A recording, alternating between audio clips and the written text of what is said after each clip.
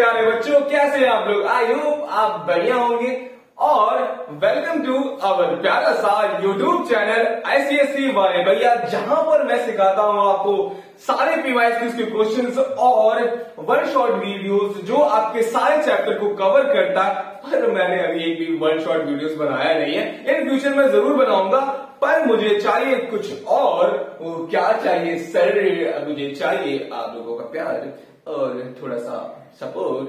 तो कोई नहीं मिलता, कोई दिक्कत नहीं है, पर हम अभी स्टार्ट करने जा रहे हैं हमारे 2025 के इंपॉर्टेंट क्वेश्चन की। और ये इंपॉर्टेंट क्वेश्चन हमारा काफी ज्यादा इंपॉर्टेंट बन जाता है 2026 बोर्ड के लिए, क्योंकि बिना तुम एनालाइज करे सारे 5 साल के प्रीवियस ईयर के क्वेश्चन को तुम सीधा 2026 में नहीं जा सकते, क्योंकि तुमको यहां पर एनालाइज करना होता है कि कौन से क्वेश्चन हमारे रिपीट कर रहे हैं, कौन से क्वेश्चन हमारे रिपीट नहीं कर रहे हैं, क्योंकि तुमको उन्हीं पर टारगेट करना है जो हमारे क्वेश्चंस रिपीट हो रहे हैं। वरना ये ट्राई भी मत करना कि तुम ना 2020, 21, 22, 23 और 24 के क्वेश्चन को सॉल्व करे, तुम चलेगा सीधा 2026 के बोर्ड देने के लिए। इससे तुम्हारी नैया डूब जाएगी और तुम्हारे मार्क्स भी तो खराब आने ही वाले हैं। पर यहां पर मैं सिखाऊंगा आपको सारे प्रीवियस ईयर के क्वेश्चंस को, और ये सारे क्वेश्चंस आपको मिलेंगे मेरे प्लेलिस्ट के अंदर। जाइए और देख लीजिए। तो हम शुरू करते हैं अपने क्वेश्चन की। हमारा जो क्वेश्चन कहना चाह रहा है, कह रहा है हमारी एक प्यारी सी नन्ही सी मुन्नी सी एक कैरेक्टर है जिसका नाम है रिचा। अब रिचा ये पॉइंट पी पे रहती है, यहां पर तो रेस्ट पे है। अब पॉइंट पी से हमारी जो रिचा है वो क्या करती है, स्लोप करते हुए, स्लाइड करते हुए चली जाती है पॉइंट क्यू पर। अब पॉइंट क्यू पर इनकी जो स्पीड होती है वो होती है 10 मीटर पर सेकेंड। और ये क्वेश्चन हमसे पहला क्वेश्चन पूछा गया है कि ये बताओ हमारी कितनी काइनेटिक एनर्जी रहेगी पॉइंट क्यू पर। ये पहला क्वेश्चन था। और दूसरा क्वेश्चन हमसे ये पूछ रहा है, जब हमारा ऑब्जेक्ट यहां पर आया था तो बताओ यहां से और यहां के बीच की हाइट क्या थी। उस हाइट को तुमको बताना होगा। ठीक, समझ में आया? अब तीसरा क्वेश्चन कह रहा है कि कितनी काइनेटिक एनर्जी हमारी होगी पॉइंट आर पर। पॉइंट आर पर जब हमारी रीचा पॉइंट क्यू से आर तक जाती है तो, और जब रीचा क्यू से आर तक जाती है ना, तो वहां पर कुछ एनर्जी लॉस होती है ड्यू टू फ्रिक्शन। वहां पर जो एनर्जी लॉस होती है वो होती है 500 जूल की। ये हमारा क्वेश्चन कहना चाह रहा था। एक बार और रिपीट कर दे रहा हूं मैं। क्वेश्चन क्या कह रहा है, पहले तुमको फाइंड करना होगा रीचा की काइनेटिक एनर्जी इस पॉइंट क्यू पर। दूसरा क्या रहता हमारा कि vertical height point P above the ground using a g squared as a 10 metre पर second as a negative friction. वहां पर निगलेक्ट फ्रिक्शन मतलब कि वहां पर कोई फ्रिक्शन देखने को नहीं मिलता है। तो यहां से यहां के बीच की हमको हाइट फाइंड करना है, उसको हम लोग फाइंड करेंगे। तीसरा क्वेश्चन कह रहा है काइनेटिक एनर्जी क्या रहेगी पॉइंट आर पर, उसको हमको सॉल्व करना होगा। और जब वो मूव कर रही होगी पॉइंट क्यू से आर तक, वो लॉस करती है अपनी 500 जूल एनर्जी। और क्योंकि अगेंस्ट फ्रिक्शन ये सारी चीजें होती है। आई होप आपको क्वेश्चन समझ में आ गया होगा। अब बात करते हैं हमारा कुछ और नए कॉन्सेप्ट की, जहां से मैं आपको एनिमेशन से सिखाऊंगा। यहाँ पर हमारी रीचा 40 kg वेट के साथ वो पॉइंट पी से स्लाइड करते करते आ रही है पॉइंट क्यू पर। अब जब हमारी रीचा पॉइंट क्यू पर आती है तो उसकी जो स्पीड होती है वो 10 मीटर पर सेकेंड हो जाती है। और क्वेश्चन कह रहा था काइनेटिक एनर्जी क्या रहेगी वहां पॉइंट क्यू पर। अब धीरे धीरे स्लाइड करते करते पॉइंट आर पे जा रही है, तो जाते जाते फ्रिक्शन की वजह से इसकी एनर्जी लॉस हो जाती है 500 जूल। अब हमको फाइंड करना है kinetic energy at point Q पर। तो देखते हैं हमारा पॉइंट क्यू पर कितनी काइनेटिक एनर्जी आ रही है। तो उसको सॉल्व करने के लिए हमको लगाना होगा काइनेटिक एनर्जी का फॉर्मूला। और जो काइनेटिक एनर्जी का फॉर्मूला होता है वो क्या होता है, हाफ mv स्क्वायर। क्या होता है, हाफ mv स्क्वायर। अब यहां पर अगर बेसिक चीजें नहीं पता है मैं बता देता हूं। m क्या होता है, मास। v क्या होती है, वेलोसिटी, और वेलोसिटी का स्क्वायर। तो ये फॉर्मूले से हमको फाइंड करनी है काइनेटिक एनर्जी। तो उसके लिए हमको चाहिए होता है मास। और जो हमारा मास दिया है वो दिया है हमारा 40 kgf, मतलब किलोग्राम फोर्स में।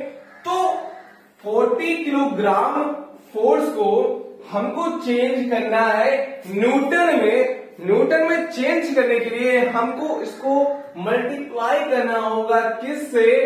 9.8 से। क्या मल्टीप्लाई करना होगा? 40 को मल्टीप्लाई करना होगा 9.8 से, और जो हमारा आंसर आता है वो आता है 392। मल्टीप्लाई करके देख लो, यही आ रहा है, यही आ रहा है। क्या आ रहा है हमारा?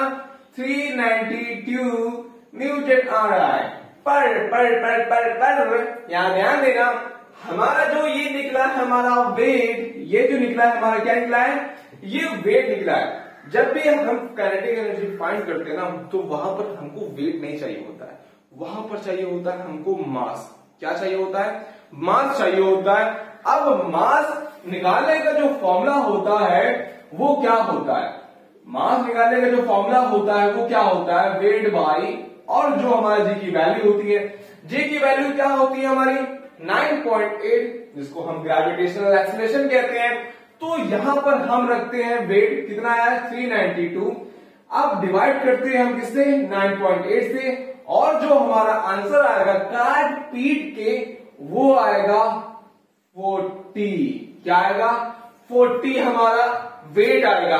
अब हमारा वेट निकल चुका है। अब हमको क्या करना है? मतलब ये जो मास निकला है, मास निकल चुका है। अब इस मास को हमको रखना है इस फॉर्मूले के अंदर, इस फॉर्मूले के अंदर रखना है। किस फॉर्मूले के अंदर? इस फॉर्मूले के अंदर रखना है। अब हम क्या करते हैं? पहले इसको हम इरेज कर लें, फिर समझाते हैं। ठीक, मास हमारा निकल आया, कितना आया है? 40 gf। और इसको सबको इरेज कर लो। हमको चाहिए था मास, मास मिल चुका है। अब हमको फॉर्मूले पे पुट करना है। अब हाफ एम बी, मास कितना था हमारा?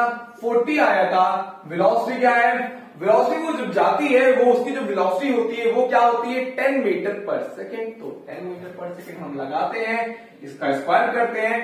अब 40 मल्टीप्लाई बाय 100। बहुत बेसिक से समझा रहा हूं, बहुत स्टेप बाय स्टेप समझा रहा हूं, समझते जाना बस। 2 को काटते हैं, आता है 50। अब यहां पर जो हमारा आ जाता है काइनेटिक एनर्जी, वो आता है कितना? 2000 जूल। ये हमारी आई काइनेटिक एनर्जी।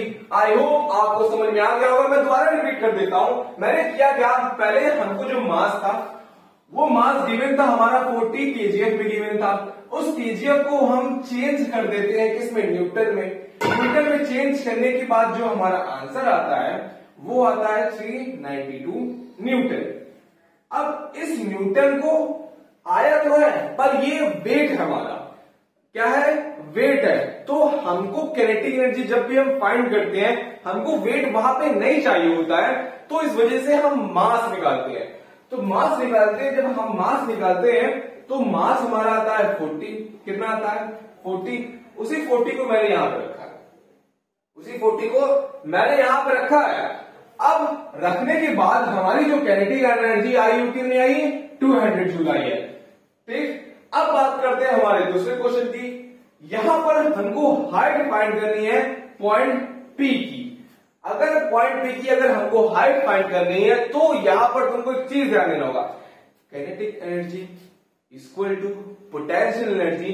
पहले हम बात करते हैं पॉइंट पी पर हमारी क्या है? Potential energy. उस पोटेंशियल एनर्जी को हमको देखना होगा। मतलब कि हमारा जो ऑब्जेक्ट, अगर तुम देखोगे वहां पर डायग्राम में दिखाया है कि जो हमारी नीचा होती है वो एक हाइट सेटेड हाइट पर रहती है। तो उस हाइट से नीचे तक ग्राउंड कितनी पोटेंशियल एनर्जी है उसको, और इक्वल टू काइनेटिक एनर्जी। अब काइनेटिक एनर्जी जो फॉर्मूला होता है उसको रखिए पहले। अब पोटेंशियल एनर्जी हमारी क्या होती है? mgh। ये हमारा पोटेंशियल एनर्जी का फॉर्मूला होता है, जिसमें हमारा m क्या होता है? मास होता है। g क्या होती है? Gravitational to acceleration. ये होता है हमारा h क्या है? हाइट है। अब बराबर काइनेटिक एनर्जी। काइनेटिक एनर्जी तो हमको मिल चुकी थी, कितनी मिली थी हमको? 200 जूल। अब हम इस काइनेटिक एनर्जी को हम रख देते हैं यहां पर। कितना आया हमारा? 200 जूल आया। कितना आया? 200 जूल आया। अब मास कितना था हमारा? 40 आया था। जी की वैल्यू क्या होती है? वहां पर जी की वैल्यू तुमको गिवन थी। जी की वैल्यू कितनी थी? 10 थी। मतलब ग्रेविटी ड्यू टू एक्सेलरेशन कितना था हमारा 10 था, और हाइट हमें नहीं पता है 200 जूल। अब क्या करते हैं हम h को इधर रखते हैं और इन दोनों को हम डिवाइड कर देते हैं। यहां पर क्या है मल्टीप्लाई में, जब ये नीचे जाएगा तो ये डिवाइड में हो जाएगा। अब हाइट को हम यही रखे रहते हैं, इन दोनों को हम ले जाते हैं नीचे, तो क्या होता है हमारा 200 जूल बराबर और 40 मल्टीप्लाई बाई कितना 10। अब हम काटन पीटी मचाते हैं, तो 0 से 0 कटा, 0 से 0 कटा, 4 को हम काटते हैं, 4 5 जा 20, जो हमारी हाइट आई है वो कितना आया 5 मीटर। ये हमारा क्या है हाइट आ चुकी, कहां से पॉइंट बी से पॉइंट क्यू तक।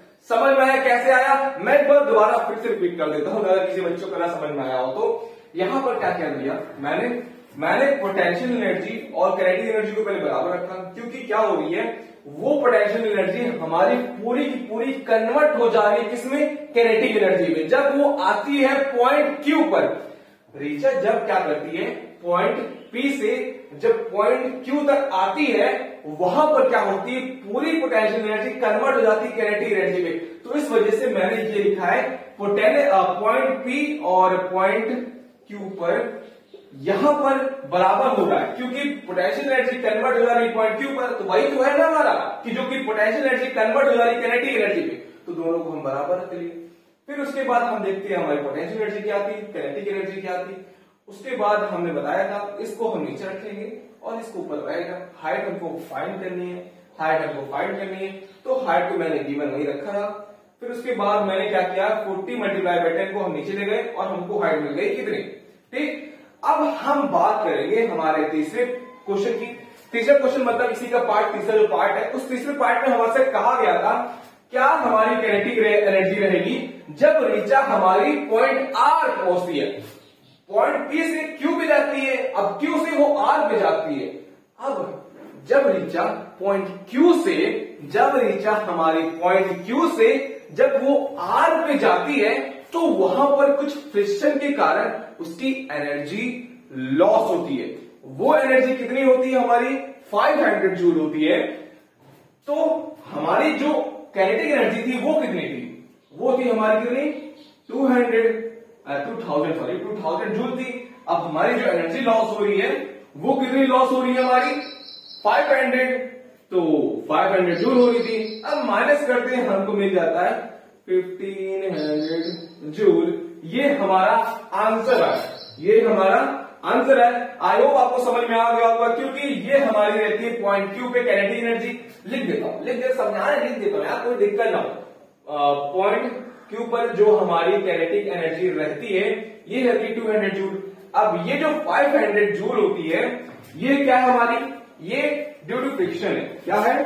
ड्यू टू फ्रिक्शन ये एनर्जी लॉस होती है। कितनी लॉस होती है due to friction? Energy losses. ये होता है हमारा, और ये होता है पॉइंट पी पे पॉइंट क्यू पर हमारी काइनेटिक एनर्जी कितनी रहती है 200 जूल। फ्रिक्शन के कारण हमारी 500 जूल एनर्जी लॉस होती है। तो हमारा जो आंसर मिलता है वो मिलता है हमारा 500 जूल।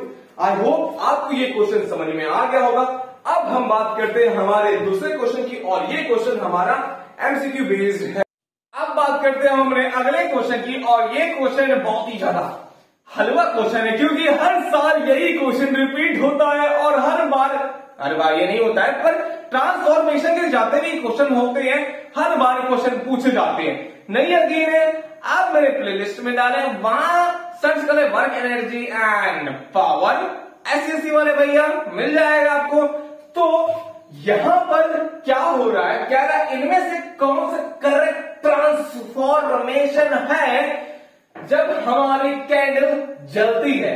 जब हमारी कैंडल जलती है तो वहां पर क्या होता है बताओ। ये हमारी कैंडल है, तो क्या हो रहा है यहां पर, इस कैंडल जब हमारी जल रही है, पहले बताओ कैंडल किससे बनी होती है? कुछ केमिकल से बनी होती है। अब वो केमिकल क्या करता है, जब वो जलता है तो उस जलने के दौरान हीट निकलती है और साथ में लाइट निकलती है। तो यहां पर ट्रांसफॉर्मेशन के द्वारा हमारे दो चीजें हो रही है। केमिकल से वो क्या हो रहा है, हीट और लाइट ये बन रहा है हमारा। समझ में आया? तो ऑप्शन देखते हैं हमारा क्या हो रहा है, क्या हमारी हीट से काइनेटिक एनर्जी और पोटेंशियल एनर्जी है? पहले भैया काइनेटिक एनर्जी से पोटेंशियल एनर्जी कहां से बन जा रही है? हीट से काइनेटिक एनर्जी और पोटेंशियल एनर्जी ना, बिल्कुल नहीं। दूसरा क्वेश्चन हमारा कह रहा है केमिकल से हीट और लाइट बनती है। हाँ सर, यही तो हमने बताया था। हाँ, यही हो रहा है, केमिकल से हीट और लाइट बन रही है हमारी। और तीसरा तो कोई सवाल ही नहीं, हीट से केमिकल तो बनेगा नहीं हमारा और ना ही लाइट बनने वाला है। तो चौथा मैकेनिकल से क्या केमिकल और हीट नहीं। तो हमारा जो करेक्ट आंसर हो जाएगा वो करेक्ट आंसर होगा ये। क्या होगा? ये। समझ में आया? आई होप आपको ये दोनों क्वेश्चन बहुत अच्छे तरीके से समझ में आ गया होगा। अगर आपको भी ऐसे कॉन्सेप्ट समझना है और भी ऐसे वीडियोस चाहिए तो सब्सक्राइब माय चैनल और keep going with physics with आपके प्यारे से एसएससी वाले भैया